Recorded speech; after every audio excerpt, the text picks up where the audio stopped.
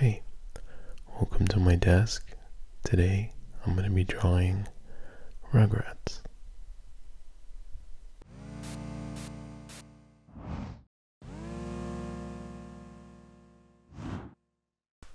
Okay.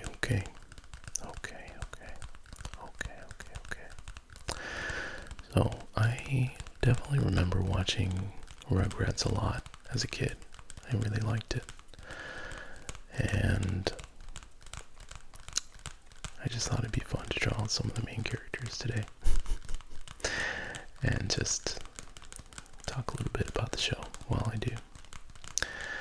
And I'm gonna start today with the main character, which is Tommy Pickles. Tommy Pickles. Tommy Pickles is a very weird looking baby. And I remember reading on the Wikipedia page that the designers of the show purposefully made the babies look a little bit weird, like off-putting in a way, because they just wanted them to have character, and not be just cute babies. And honestly, I do think the style of the show is cool. And Tommy is like maybe the weirdest looking one. He's got like a weird shaped head, and he's bald, but I think he's bald because he's the youngest. He's like a year old, or a year and a half, until he has his little brother, Dill Pickles. And Dill Pickles isn't in the first couple seasons at all. Okay, so that is Tommy Pickles. Okay, so the next character that I'm going to draw today is Susie Carmichael, I think. Susie Carmichael. And she's the neighbor of Tommy and his family.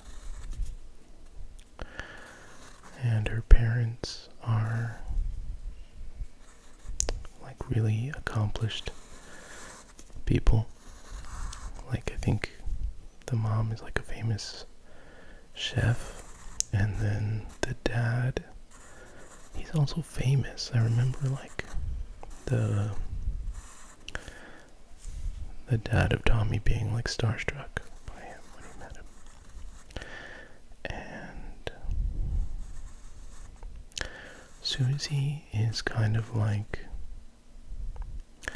the younger kids, like the babies' representative, almost like their champion in a way, their protector. She definitely stands up to Angelica, the bully, whenever she sees wrongdoing. She just tries to protect the younger kids.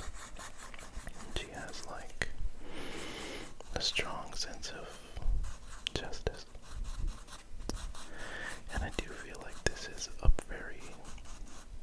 show in general was like really good about making positive representations of different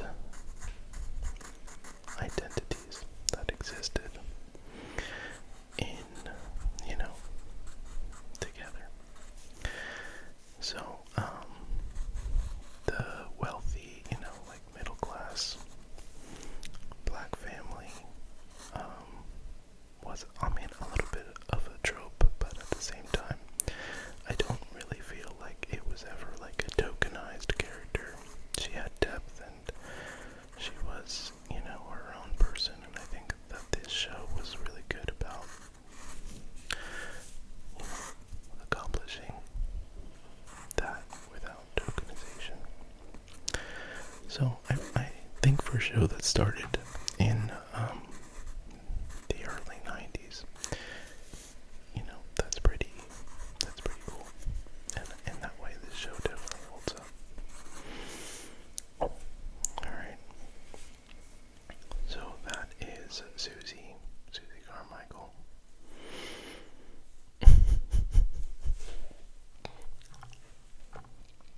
Okay, so I think now I want to draw one of the twins. They look basically exactly alike, so I'm just going to draw one of them. I'm going to draw Lil because she has the extra detail of this bow on her head because she's a girl.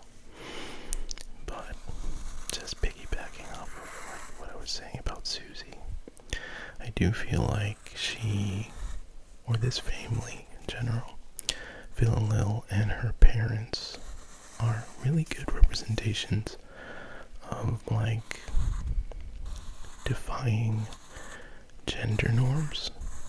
I definitely get the vibe that this show had like progressive ideals because Phil and Lil's mom was like a super feminist. She wore like a sweater with the female symbol on it. And she was kind of like a butch character, you know, not traditionally feminine at all. And her husband, Howard, I think his name was also, you know, not typically masculine in any way. You know, he was kind of like a bumbly, nerdy, shy guy, from what I remember. And some might even suggest that it was a lavender marriage. But who's to say? Okay, so that is Lil from Phil and Lil. And I definitely like these two characters. They were funny together. They would finish each other's sentences, I think. But okay, so the next character that I'm going to draw is Chucky Finster. And I feel like he's another sort of complicated design character. Kind of hard because he has these glasses and this crazy hair. But I'm going to do my best to get it right. Chucky was, I think, a little bit older, maybe like a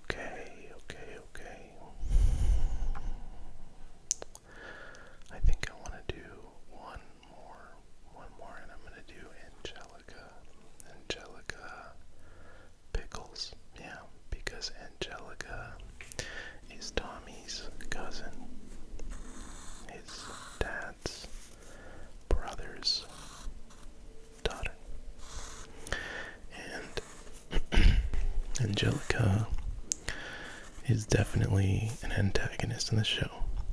And I do feel like probably at some points she would feel bad for her antics. But, and like do kind things sometimes.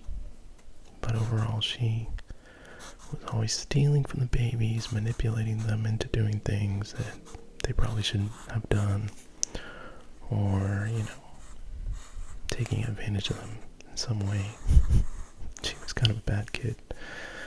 And her mom was like a businesswoman, like a high-powered executive. And that was another, example of the kind of progressive values of the show. Just to represent, a busy mom and stay-at-home dad kind of thing. I thought that was, I think that's cool looking back in hindsight. Because, again, it is like a pretty old show. So, that's I think maybe the version of feminism that was taking hold at the time. But still, to see it in a kid's show is it's cool, But, yeah, Angelica was a meanie. And I just remember her, torn up Cynthia doll that had, no hair left. And just, her being really selfish and, egotistical, I guess. And also, it was really interesting to see, the dynamic of the parents. Because, obviously, the dads are brothers. And the grandpa's also a big part of the show. So just to see, intergenerational dynamics play out on a kid's show. Especially, this show feels like it was for particularly young kids, And I'm sure for myself and most kids, a lot of these things went over their heads, but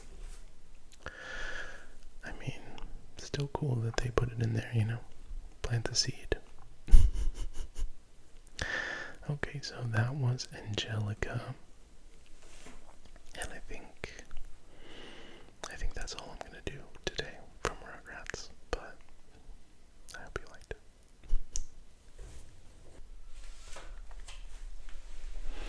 Well, I hope you liked this one.